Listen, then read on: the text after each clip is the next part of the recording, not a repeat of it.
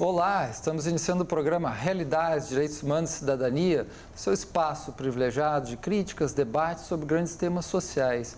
Hoje a gente conversa sobre o tema de esquerda e direita, um tema político, histórico, filosófico, com bastante amplitude e complexidades. E para isso a gente convidou aqui o Marco Mondaini, que é professor lá da Universidade Federal de Pernambuco e também é historiador. E temos a presença também do Rodrigo Jungmann, que é professor do Departamento de Filosofia da UFPE também. Sejam bem-vindos ao nosso programa. Eu gostaria de iniciar essa conversa pegando a questão do histórico, um pouco desses conceitos, que são bastante amplos. Eles têm uma história na ciência política, na filosofia política, E como é que vocês veem esse histórico? Costuma-se identificar o nascimento da distinção entre esquerda e direita com a Revolução Francesa e o posicionamento dos agrupamentos políticos na Assembleia Constituinte, na Assembleia Nacional. Sentavam-se à esquerda os jacobinos, que faziam a defesa da saída do regime monárquico absolutista por meio de uma república popular, muito identificados, muito influenciados pelo pensamento de Rousseau, pelas ideias de soberania popular do Rousseau, de vontade geral. E à direita sentavam-se os girondinos, que também faziam uma defesa de ruptura com a monarquia absolutista, mas defendendo, contrariamente à proposta republicana dos jacobinos, uma saída monárquica constitucional. E da mesma forma como eu indiquei Rousseau como sendo um grande influenciador do posicionamento dos jacobinos, Montesquieu, sem sombra de dúvidas, é um autor que influenciou os girondinos. Então é possível fazer essa identificação no contexto da Revolução Francesa do posicionamento de dois agrupamentos políticos que acabariam nas idas e vindas da Revolução Francesa. Você sabe muito bem que a Revolução Francesa não se reduz ao 14 de julho de 1789. A Revolução Francesa começa em 1789 e vai até 1815. Quer dizer, é possível analisar as várias fases da Revolução Francesa, que, diga-se de passagem, foi uma revolução que continua sempre em movimento à medida em que ela é interpretada e reinterpretada até os dias de hoje. Então, eu identificaria nesse momento histórico o nascimento desses dois posicionamentos, e que se vincula, como eu disse, a dois posicionamentos, uma ideia de república, e uma ideia de monarquia constitucional, ambas defendendo uma ruptura com a monarquia absolutista. Dos tempos do sistema feudal francês. Rodrigo, alguma observação sobre esse histórico da esquerda e direita? Eu estou de pleno acordo com o histórico desenhado pelo professor Marco. Eu gostaria de fazer alguns adendos às considerações que ele fez com muita propriedade. Quais são esses adendos? De minha parte, falando a título estritamente pessoal, como conservador declarado que sou, eu deixo claro que o conservadorismo, que para mim foi uma influência formativa, é o conservadorismo anglo-americano, que tem certas diferenças face ao conservadorismo francês.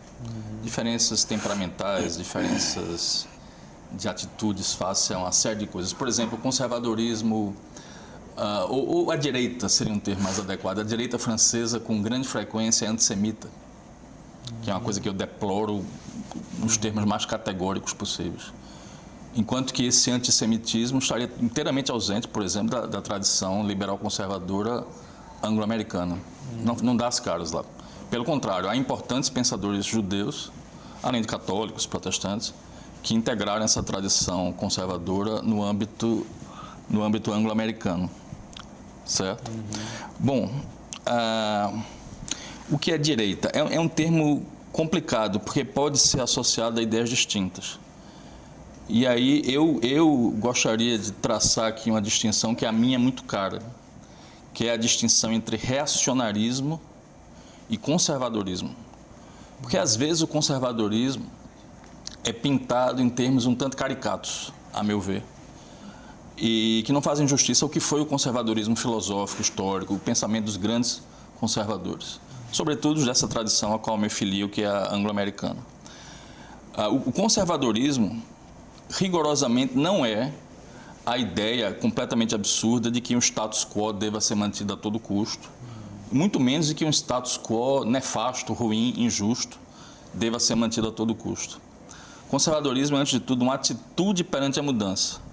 A necessidade de mudanças é admitida, mas se preconiza a noção de que as mudanças devem ser guiadas por uma concepção de prudência, uma concepção de razoabilidade, que as mudanças não podem ser, digamos assim, feitas sem uma adequada consideração das relações de custo e benefício e do que pode sobrevir dessas mudanças. Um bom exemplo de reacionário seria o francês Joseph de Maistre, que era um reacionário de mão cheia. Um conservador de boa cepa é o inglês Edmund Burke, por exemplo. E Burke dá um excelente exemplo dessa distinção entre conservadorismo e reacionarismo. Burke era um conservador, ele não era um reacionário.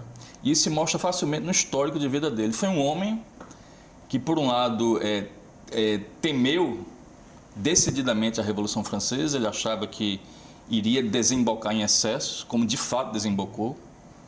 Todo o período do terror de 1992, 1993, sobretudo, 1792, 1793, a fase do terror, quando as cabeças rolaram na guilhotina e tudo mais.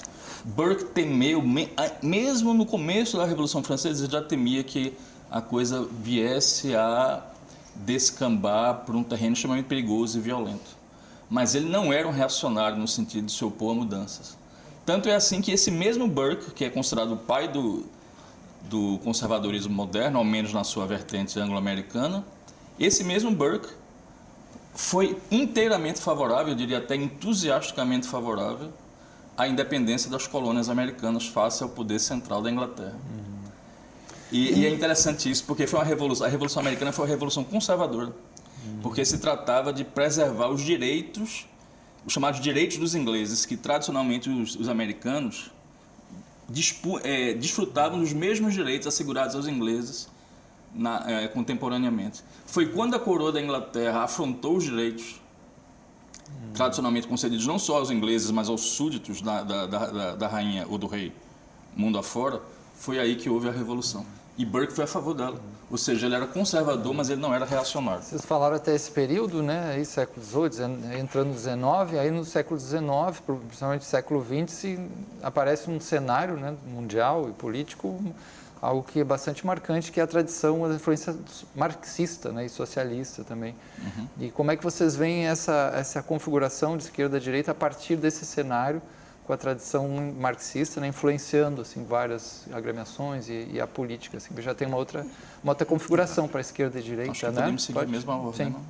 Bom, dialogando com o Rodrigo, já que a gente entrou na discussão do conservadorismo e tentando estabelecer um diálogo a partir de Burke, né?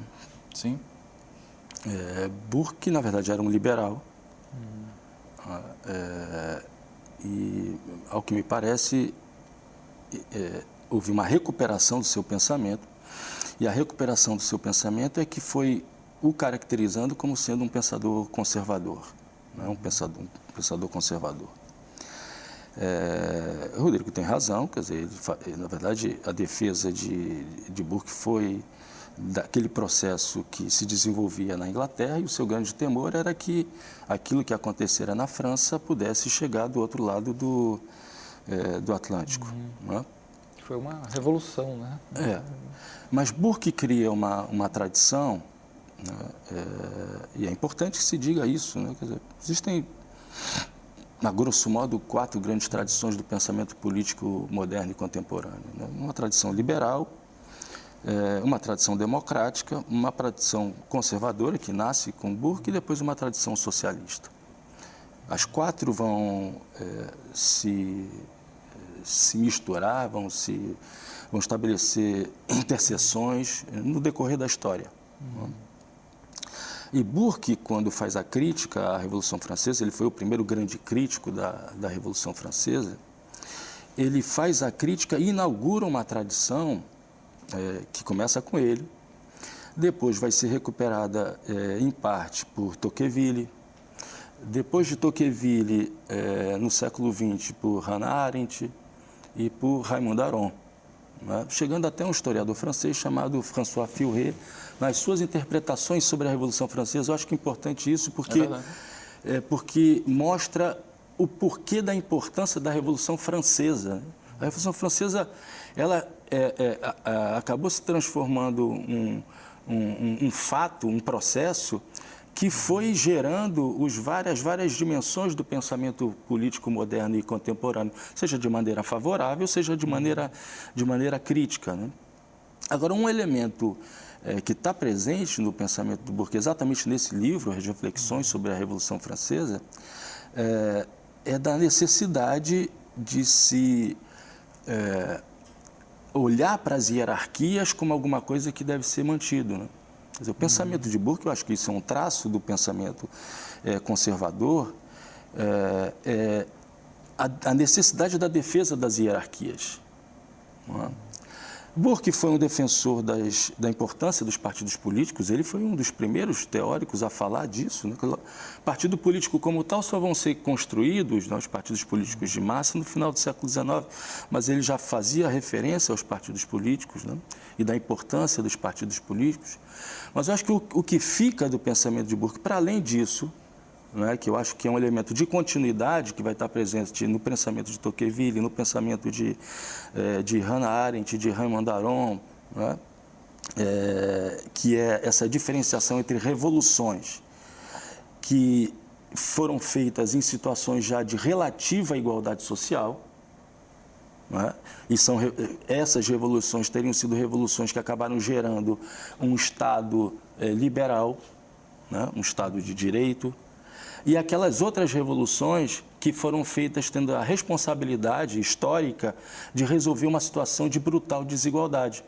Se ligaria mais aos socialistas? Que na interpretação brilhante, com a qual eu discordo, né, em relação ao qual eu discordo, mas com a interpretação brilhante da Hannah Arendt, num livro chamado Da Revolução, vai identificar exatamente como tendo sido responsáveis historicamente por terem construído os regimes autoritários, totalitários. Então, Burke, concordando com o Rodrigo, é um pensador vital para se compreender esse processo do desenvolvimento do conservadorismo e, por outra parte, para entender os posicionamentos que a esquerda, entendendo a esquerda como sendo alguma coisa que nasce com o jacobinismo, depois vai ter os seus desenvolvimentos com os socialistas utópicos, depois com os bolcheviques, e depois uma miríade de posturas que não dá para se reduzir, que a ideia de esquerda hoje não pode ser resumida a um sinônimo de bolchevismo, jacobinismo, etc. Ou seja, de alguma forma, então, não dá para a gente, apesar de que a gente usa esses conceitos ainda, porque ele tem talvez uma utilidade, né? Tenta circunscrever uma configuração, uma agremiação, um conjunto de partidos, é muito tênue, e ambíguo e relativo, né? Esse conceito tanto de esquerda quanto de direita. Só para tocar num ponto, e lógico passar a palavra para Rodrigo, o marxismo não tem um monopólio da esquerda. Né? Quer dizer, existem esquerdas, inclusive, críticas do marxismo, para não se dizer antimarxistas, né? Então, porque o campo das esquerdas, como eu disse, se transformou numa quase cacofonia, né? Vozes dissonantes que muitas vezes discordam entre si. Algo que acontece também no campo da direita. Eu acho que quando o Rodrigo fala dessa diferenciação entre uma direita francesa, né, e uma direita anglo-saxônica, já é um exemplo da discordância, das direitas que têm temperamentos bem distintos. Bem distintos. Rodrigo, quer falar alguma coisa sobre isso, sobre essa configuração da complexidade também no conceito de esquerda e de direita? É uma complexidade que existe de ambos os lados, né? Eu acho convictamente que há esquerdistas que prezam pelo princípio democrático. A toda a trajetória da social-democracia ao longo do século XX exemplifica claramente um apreço pela democracia, pela rotatividade no poder, pela ideia de que, digamos, a ascensão ao poder não é uma coisa definitiva que uma determinada corrente obtém e, como produto de uma revolução, a mantém indefinidamente, mas um partido de esquerda pode sim chegar ao poder pelas vias legais e, eventualmente, se o eleitorado assim o entender, um partido mais à direita pode vir a assumir o posto. E dentro dessa visão de que se pode chamar de democracia normal, indiscutivelmente, a Europa, ao longo da maior parte do século XX, apresentou, digamos assim, um panorama extremamente saudável de rotatividade no poder central e moderada, em que países eram ora governados por uma centro-esquerda moderada, ora governados por uma centro-direita moderada. Né? E eu acho que isso é perfeitamente saudável e normal, não tenho nenhum problema com isso. Eu penso que os problemas, em ambos os casos, estão nos extremos. E eu penso que o professor Marco há de concordar com tudo isso. Eu penso que os problemas, em ambos os casos, estão nos extremos e na ideia mesma de que um movimento abrupto, revolucionário, que, de certa forma, queira criar o mundo todo ab ovo, né, do ovo do começo, essa ideia de criar um novo mundo, um novo homem, uma nova aurora, eu estou sumamente convicto de que em toda parte isso resultou em desastre. Seja na própria Revolução Francesa, que culminou no terror jacobino, seja ainda nos movimentos revolucionários inspirados no marxismo. Um desenvolvimento, assim, talvez até maior da esquerda nesse sentido, mas também, né, do século XIX, XX, assim, teria a ver com esse início, principalmente esses primeiros momentos do capitalismo, onde as condições trabalhistas eram muito difíceis e estavam muitos desafios ainda. Como é que vocês veem esse crescimento? A gente precisa entender que os movimentos revolucionários, os partidos, organizações revolucionárias que começam a se desenvolver no decorrer do século XIX, elas pregavam esse radicalismo em função do radicalismo também do processo de acumulação primitiva do capital e das primeiras décadas de implantação do capitalismo na Inglaterra, né? E nos demais países europeus. Né? Então, pensando aqui com a cabeça do historiador, né? Quer dizer, a era das revoluções, de que fala Hobsbawm, né? Que não se limitou a 1789 e 1848, né? Que é o período que ele aborda nesse livro, que foi o primeiro da trilogia dele, que se transformou em quadrilogia depois, né? Era do capital, era dos impérios, depois era dos extremos. Né? Essa era das revoluções, ela acompanha, né, depois das revoluções liberais, né, das revoluções democráticas, ela, a partir da virada da segunda metade do século XX, tendo como, digamos, momento de passagem a Primavera dos Povos, a chamada Primavera dos Povos, de 1848, ela abre espaço para a entrada em cena da classe trabalhadora industrial, que insisto, nesses momentos iniciais do capitalismo, lidavam com uma situação que era uma situação de total desregulamentação. É até anacrônico falar isso, né? Mas não havia nenhum tipo de regulamentação da forma como a gente entende regulamentação hoje no campo dos direitos sociais. Mas eu acho que isso a gente pode desenvolver no próximo bloco. Isso, a gente tem que fazer um intervalo, né? Nosso tema aqui é bem interessante, mas vamos parar um pouquinho e a gente volta logo a falar sobre esse tema aqui político, né?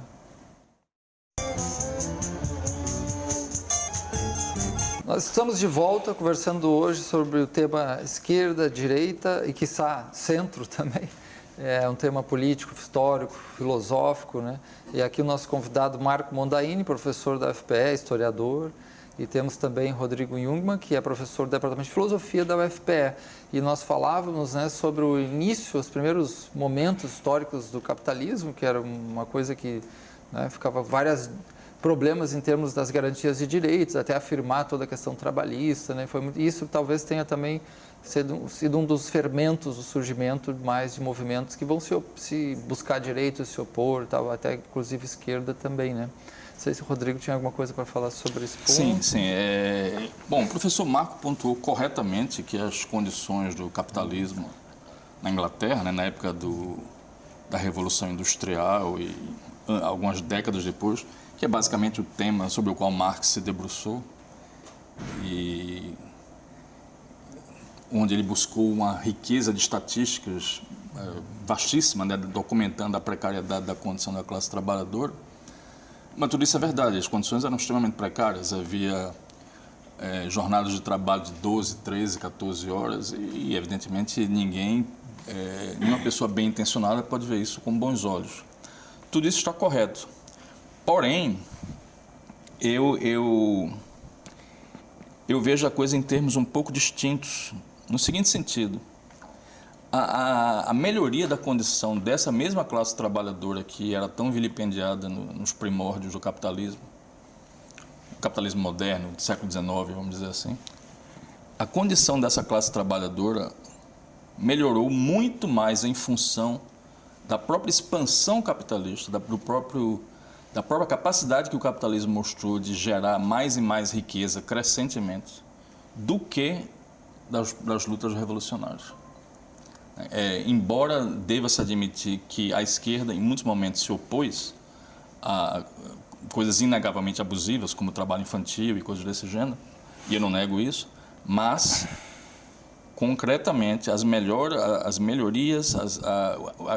melhora da condição da classe trabalhadora nos países industrializados, e muito especialmente na Inglaterra, que Marx estudou mais de perto, teve muito mais a ver com o avanço do capitalismo do que com as lutas revolucionárias.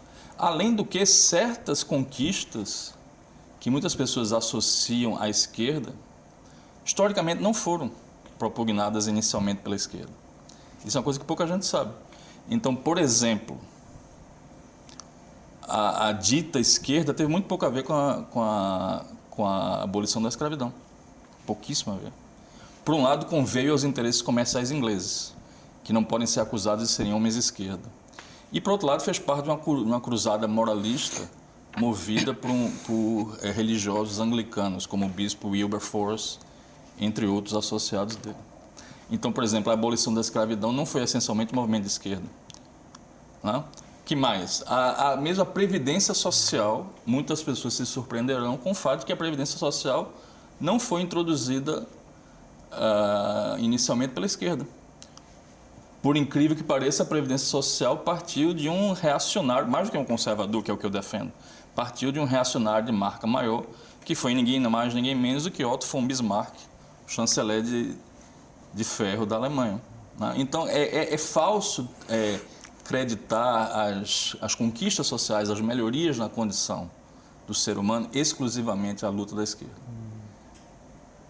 Com grande frequência, foram movimentos conservadores, pessoas que estavam do outro lado do espectro ideológico, cujas ações redundaram na melhoria dessas condições. Como é que fica assim, essa conexão entre capitalismo e direita e esquerda e socialismo? Como é que vocês veem isso, Marco?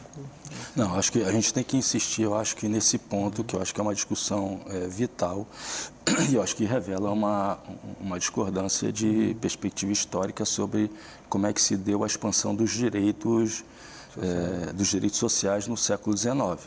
Tá? Veja, o que eu disse no final do segundo bloco é que o radicalismo do movimento operário, no momento que não existia esquerda ainda, né?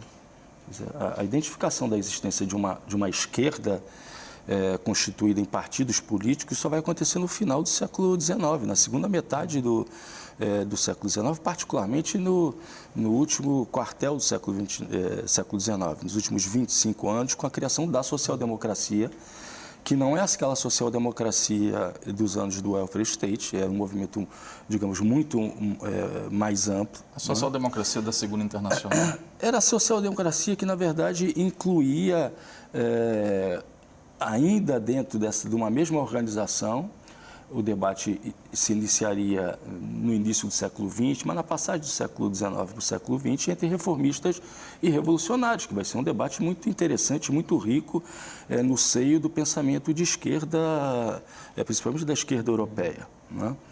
Então, na verdade, o que eu estou fazendo referência aqui são as experiências, como na Inglaterra, a experiência do cartismo, antes da experiência do cartismo, a experiência do ludismo, que não podem ser considerados como sendo de esquerda, de direita, na verdade são resultado das lutas da classe trabalhadora diante dessa situação, né? Dessa situação que o próprio Rodrigo concorda, que era uma situação em que o capitalismo se despreocupava totalmente em relação a qualquer tipo de direito, garantia social. Agora, eu acho que existe um entendimento que, a meu ver, é um entendimento enviesado sobre como é que um conjunto de políticas sociais, um conjunto de direitos sociais são efetivados. Sim, não há dúvida de que as políticas sociais nascem na Europa Ocidental com o Bismarck. Mas reduzir a explicação da ascensão das políticas sociais a esse fato é negar o seguinte, que foi exatamente nessa Alemanha, que havia sido unificada no final do século XIX, que nasce a social-democracia mais sólida, mais forte, tanto em termos teórico-conceituais, quanto em termos de número de adesões. Então, na verdade, o que acontece nesse processo histórico que vai do final do século XIX ao início do século XX, ao processo de unificação nacional, é um fato de que um governo conservador que foi responsável pela unificação nacional italiana na Alemanha, mas algo parecido aconteceu na Itália, né?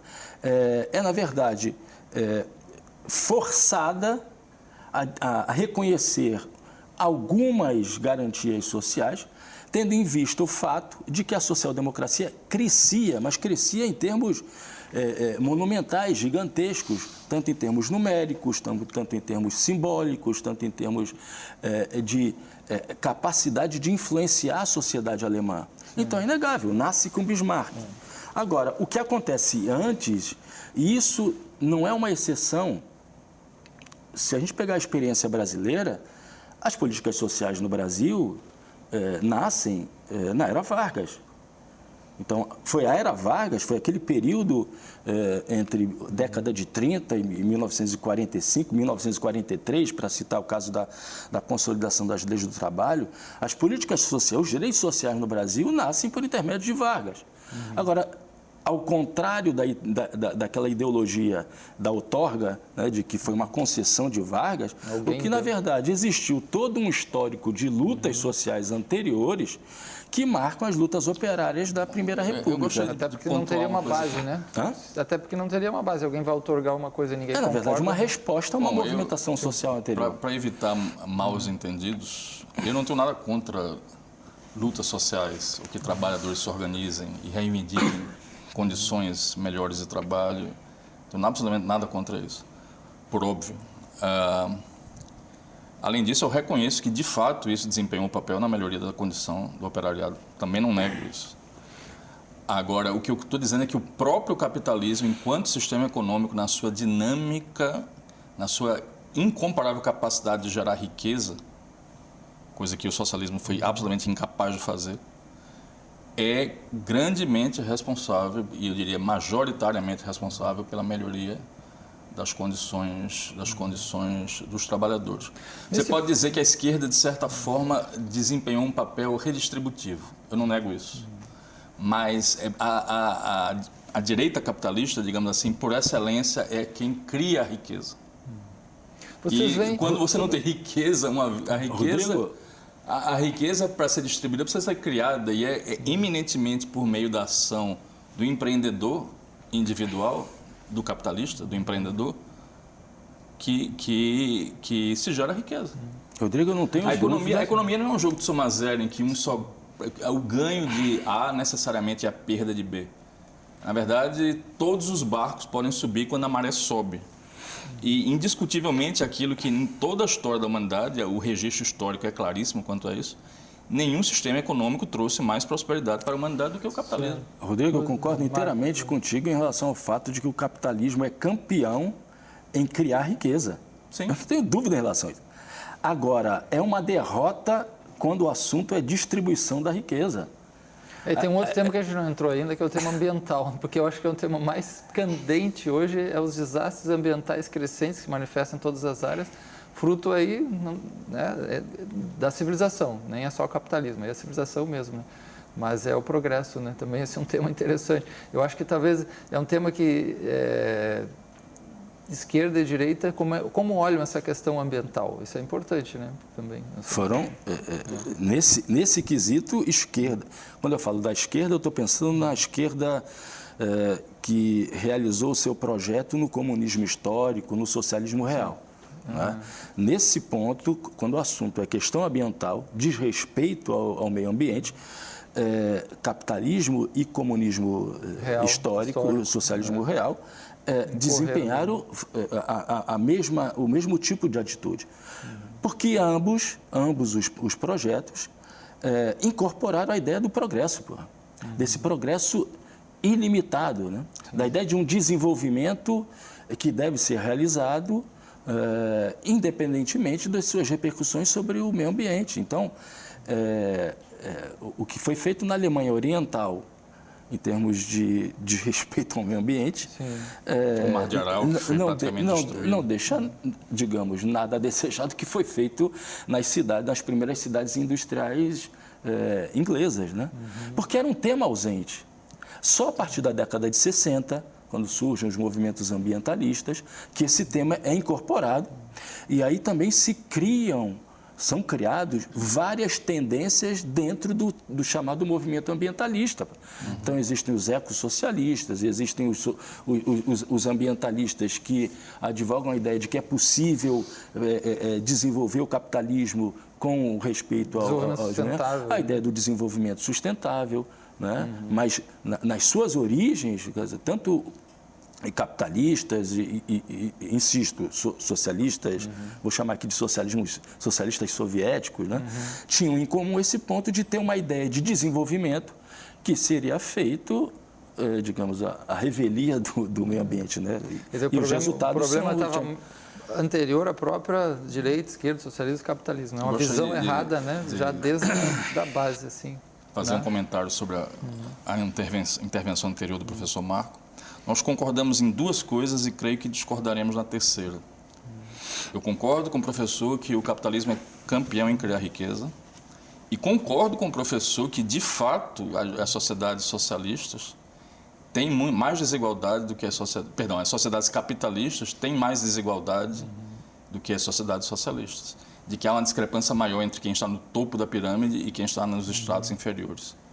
Só que eu não vejo o problema da desigualdade como tal, como sendo um problema de enorme gravidade. A desigualdade, a simples diferença aritmética entre o polo superior e o polo inferior, para mim não é um problema, o problema crucial. O problema crucial é qual é a qualidade de vida das pessoas que estão no polo inferior, dos mais pobres. O quanto essa qualidade de vida dos mais pobres melhorou. E a verdade é que é melhor ser pobre na desigualdade norte-americana do que ser um cidadão de classe média em Cuba. É melhor ser pobre num país como o Japão, pobre para os padrões japoneses, do que ser um cidadão de classe média no Brasil. Em todas as áreas? Como se costuma dizer. Que, por exemplo, Cuba é um exemplar de saúde, notório, né? Que a classe pobre americana, por exemplo, tem um nível de vida comparável à classe média alta do México, por exemplo. Eu preferiria ser pobre nos Estados Unidos, com toda a franqueza. Que é um pobre, um homeless negro das periferias do Bronx, É dessa pobreza que tu está falando? Não, mas esses casos... Cresce cada esses vez casos mais? são muito raros, por um lado. Não são raros. São raros, sim, certamente. Mas deixa eu só... Certamente. se tu me dá Eu acho que o nosso diálogo já está...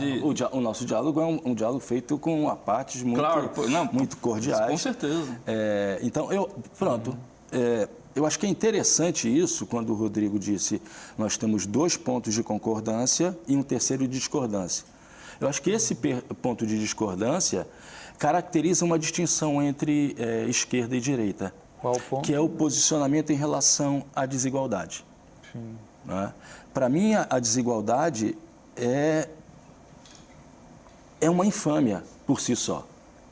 A desigualdade social é uma infâmia no campo ético. Mesmo que os pobres gozem de uma boa condição de vida, os pobres naquela sociedade... A desigualdade representa um valor que reproduz uma determinada situação. E essa ideia de que existe uma desigualdade com pobres passando bem é cada vez menos visível no mundo contemporâneo. O abismo social existente, por exemplo, na Europa Ocidental, hoje é muito maior do que aquele que existia e que foi um encurtamento dessas desigualdades no tempo do welfare state. Então, mas por esse argumento, Rodrigo, a gente poderia, por exemplo, né, a gente poderia avaliar, então, a experiência dos 8 anos do governo do PT de Lula como tendo sido, com base nos teus critérios, como tendo sido uma experiência positiva, à medida em que a condição dos pobres melhorou, o acesso ao consumo das classes D e E cresceu, mas não houve alterações de grande monta na situação histórica de desigualdade social existente no Brasil. De fato, a condição dos mais pobres melhorou, sobretudo no segundo mandato de Lula. Eu não nego isso. Sim. Não tenho nada a opor quanto a esse aspecto. Bom, mas aí é uma coisa de conjuntura, né, de teoria. A minha questão com relação ao crescimento vertiginoso que houve na segunda etapa dos mandatos de Lula é que, a meu ver, aquele crescimento estava assentado em bases sumamente precárias, mas isso é outra discussão. Certo. A gente pode continuar um pouquinho depois no outro bloco, né? Vamos fazer um intervalo, voltamos então logo aqui nesse nosso tema, já.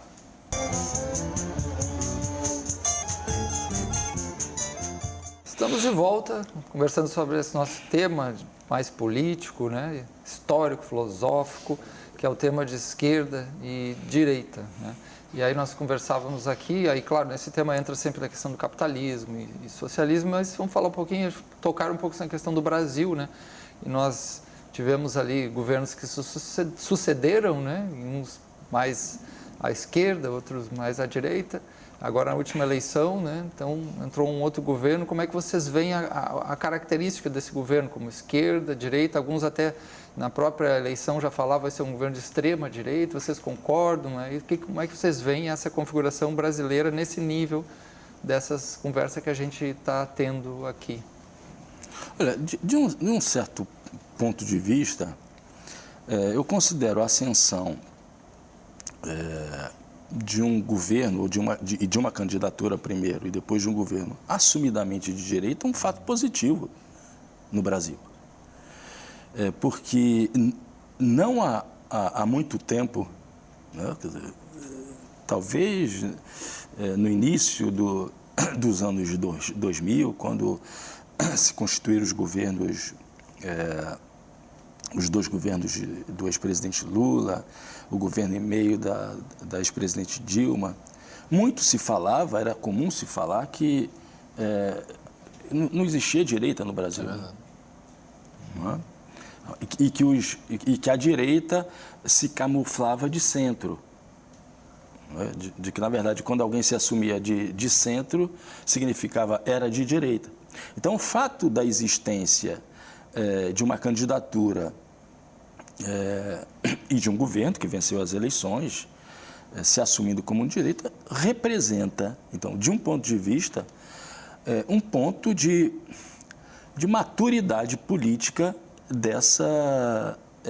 da organização política brasileira. Agora, é preciso que isso realmente se concretize, por exemplo, com a afirmação de um partido político que seja organicamente de direita, que tenha um programa de direita. Ou seja, para fazer com que o espectro político brasileiro, programaticamente, seja bem visualizado, né? Propostas de esquerda, existe um campo de esquerda ocupado pelo PSOL, só para citar algumas organizações, nenhuma pretensão de esgotar. Existe um centro-esquerda que foi ocupado pelo PT, o PT nunca teve pretensão revolucionária, era um partido reformista. Havia um partido que inicialmente era próximo do PT, no processo lá de organização partidária, que era o PSDB. Quer dizer, ocuparam espaços aí nesse centro-esquerda, o PT mais próximo dos movimentos sindicais, o PSDB mais de uma classe média progressista. E aí que é o problema. Para além disso, o PFL, o antigo PFL, ele não conseguiu ocupar esse espaço que poderia ter sido de um partido de direita liberal. Eu acho que o PFL acabou se desenvolvendo como sendo um partido fisiológico. Não é? Então, as alianças que aconteceram nos 8 anos do governo Fernando Henrique Cardoso entre PSDB e PFL, e depois, durante todo o governo Lula e Dilma, entre PT e um bloco de partidos que ocupavam esse espaço, que era o espaço do centro, e que, na verdade, era um espaço da fisiologia política. Não é? Então, eu vejo, então, repito, de um certo ponto de vista, como um fato positivo de amadurecimento da sociedade, o surgimento de grupos, de organizações que façam a defesa do pensamento liberal, não é? E que façam a defesa daquilo do que representam. Né? E você vê isso nesse governo, no caso? Não. Bom, o atual governo é extremamente complexo. O que é o atual governo? O atual governo representa a política econômica defendida pelo ministro Guedes. O atual governo é representado pelo ativismo judiciário do ministro Sérgio Moro. O atual governo representa aquilo que a senhora Damares, o senhor Araújo e o senhor Vélez falam sobre a ideologia de gênero, os perigos da ideologia de gênero, os perigos do marxismo cultural. O que é o atual governo? O que é o atual governo? Quer dizer, existe um outro setor que é muito importante, que é dos militares, que vão ocupando espaços cada vez mais importantes dentro da estrutura, em geral, dos ministérios, particularmente no Ministério da Educação. Então, veja, só para concluir, longe de mim que querer monopolizar o debate, o Rodrigo tem certamente muito a falar e talvez a discordar. Então, é positivo. Agora, tudo aquilo que acaba sendo positivo traz excessos. E eu acho que existem excessos que são perigosos do ponto de vista daqueles que defendem a democracia e os direitos humanos. Eu falo de democracia aqui até no sentido mínimo, do sentido mínimo lá do Norberto Bobbio, da manutenção das regras do jogo. Então, eu acho que aqueles que são realmente defensores desse consenso mínimo em torno das regras democráticas, as regras do jogo democrático, e no início o Rodrigo fazia alusão à alternância de poder. Foi a primeira observação que ele fez. Não é? Então, aqueles que defendem esse processo deveriam, não é, ver com bastante preocupação determinadas afirmações que podem colocar sob risco a democracia brasileira. Rodrigo? Bom, eu concordo em ser saudável que haja esse rodízio. Eu acho que é interessante que a direita tenha atingido o poder. Eu penso que o partido, pelo menos no que toca à questão econômica, um partido que pode ser mais nitidamente caracterizado como de direita seria o Novo, que no que concerne ao ideário econômico é nitidamente um partido liberal, clarissimamente um partido liberal. No que toca a questões relativas a costumes e ao conservadorismo propriamente dito, de fato, há uma certa confusão. Não há um partido que encarne isso. O PSL certamente não encarna. O PSL, a rigor, é uma coxa de retalhos, né? Você vai encontrar todo tipo de coisa ali dentro, né? Eu também vejo o governo como sendo fundamentalmente cindido entre certos grupos que competem entre si, né? Existe o chamado o núcleo lavajatista, como é muitas vezes apelidado. Existe a equipe econômica, que é brilhante, diga-se de passagem, absolutamente brilhante. Existe os militares e há o núcleo ideológico, que tem como representantes no Brasil, como disse corretamente o professor Marco, a Damares. Bem que a Damares foi um pouco uma prestação de contas para os evangélicos também. Eu hesito um pouco em colocá-la nesse terreno. Mas, vai lá que seja, a Damares, o Ernesto Araújo, o Vélez, né? O Felipe Martins, que é assessor da presidência no que toca Perdão? O Felipe Martins é assessor... De certa forma, há quem diga que o Felipe Martins influi mais do que o próprio Ernesto nos caminhos da política externa brasileira. De fato, há essas divisões. Eu torço para que essas divisões sejam sanadas e que o governo possa se mostrar mais coeso. A rigor, essa é a minha maior preocupação até o momento, certo?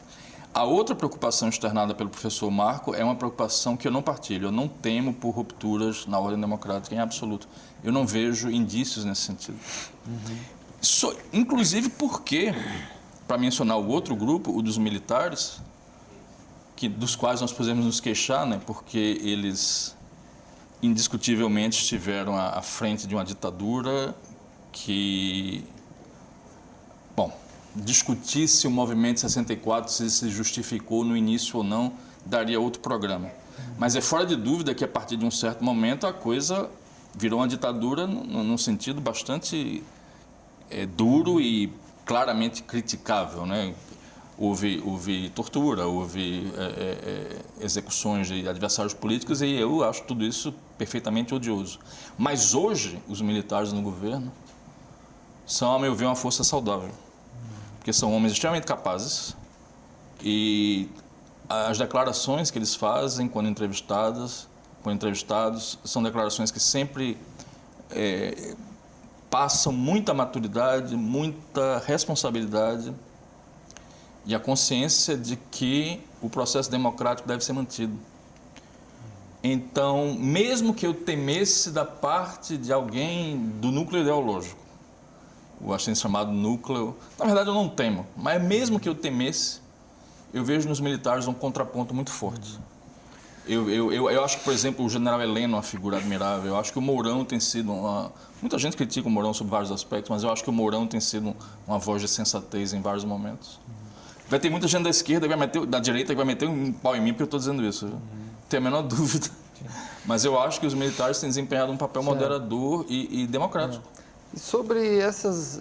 Agora a internet, né, há poucos dias atrás, ali ficou recheada de discussões, né? A rede social hoje é uma coisa muito procurada, muitas pessoas vivem muito nessas virtualidades.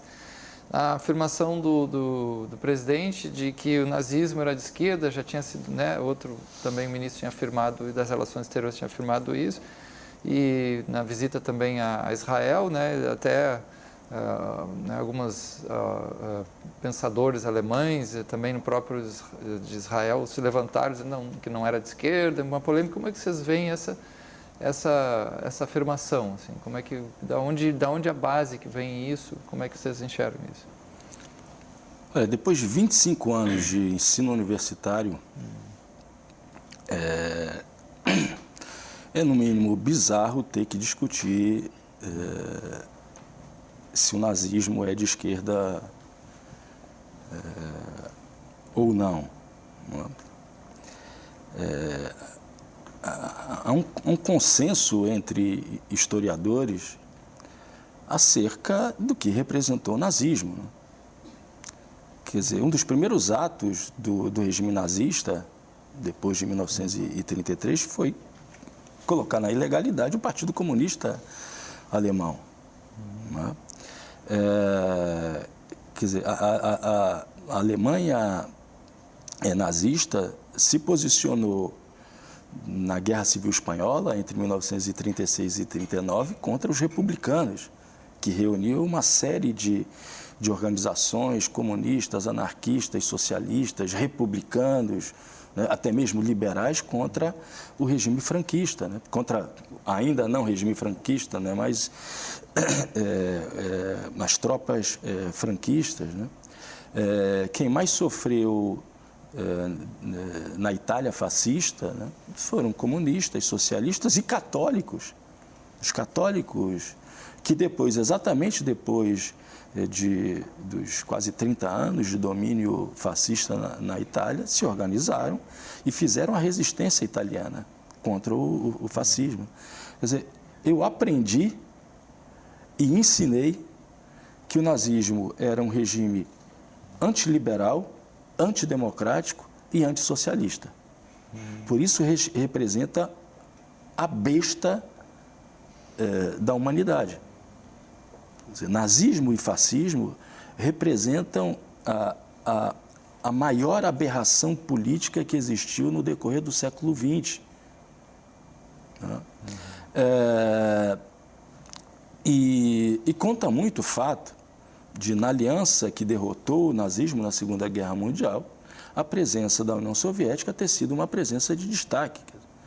Quer dizer, na verdade, a virada da Segunda Guerra Mundial acontece exatamente na Batalha de Stalingrado, quando o exército soviético começa a avançar, encurralando as forças, o exército nazista, né? Quando a guerra se imaginava quase decidida. Então, o fato, talvez seja essa a confusão, ou pelo menos o argumento para se colocar em prática uma outra estratégia, né, por parte do ministro das Relações Internacionais, o fato de existir, né, na sigla do Partido Nacional Socialista, ter o levado, e a cor vermelha também, tê-lo levado a dizer que o nazismo era de esquerda, quando na verdade fazia parte de uma estratégia muito bem fundada. A mesma coisa aconteceu na Itália. Lembrem-se, Mussolini tinha sido companheiro de Gramsci no Partido Socialista Italiano. Mussolini aprendeu tudo dentro do Partido Socialista Italiano e depois vai para o Partido Fascista, se torna a grande liderança do Partido Fascista e consegue fazer as adaptações que cativaram a população italiana. Ao invés de falar de luta de classes, falavam de luta entre as nações.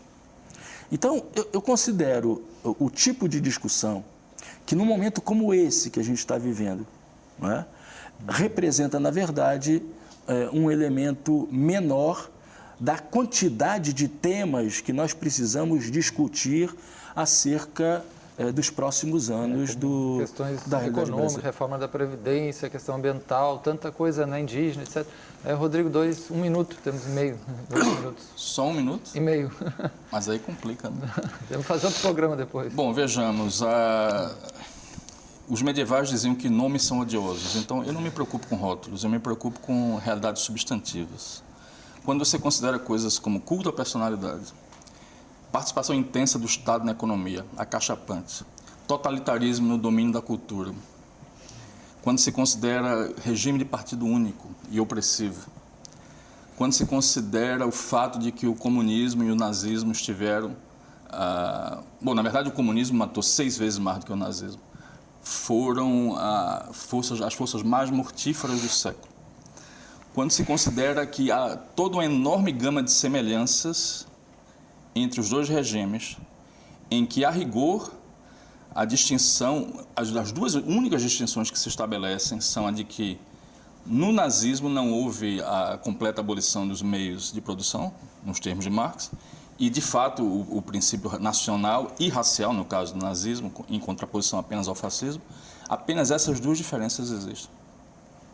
No mais, as semelhanças são absolutamente acachapantes. Você lê os 25 pontos do programa do Partido Nazista, se alguém não lhe disser que aquilo ali é de um partido de extrema esquerda, você dirá que aquilo foi escrito por um ideólogo de...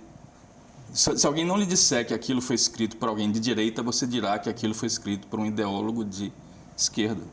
Os 25 pontos do Partido Nazista são 25 pontos que em tudo fazem evocar o pensamento de esquerda.